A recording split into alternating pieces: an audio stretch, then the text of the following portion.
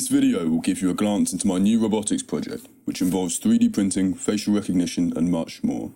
I present to you the Sentry Turret.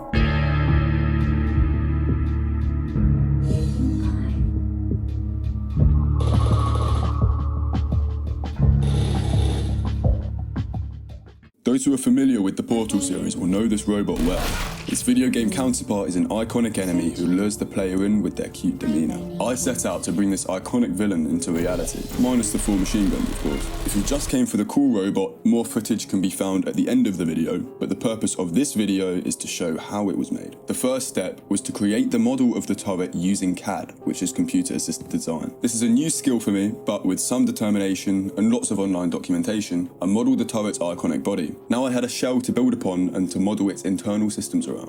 The next issue was the mechanical system responsible for aiming and deploying the armament, which is in this case LEDs.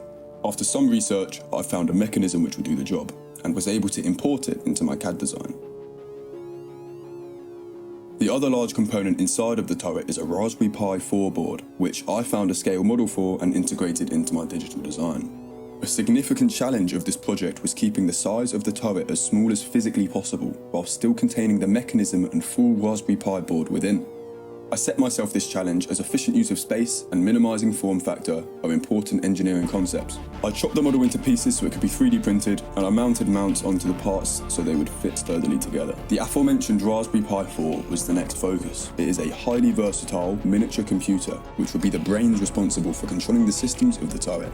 I wasted no time and configured it to recognise faces using a camera, many thanks to Core Electronics, whose YouTube video and website were invaluable in getting this working. The facial recognition software runs locally thanks to the Pi's impressive processing power. I took some photos of myself to train the software and, as shown here, it detected me successfully. The software must tell the hardware what to do, so here I made the LED flash upon recognising me to test this crucial functionality. It's time to build and test the internals, so I sent the files to a 3D printer, and after some assembly and testing code written, I was left with this.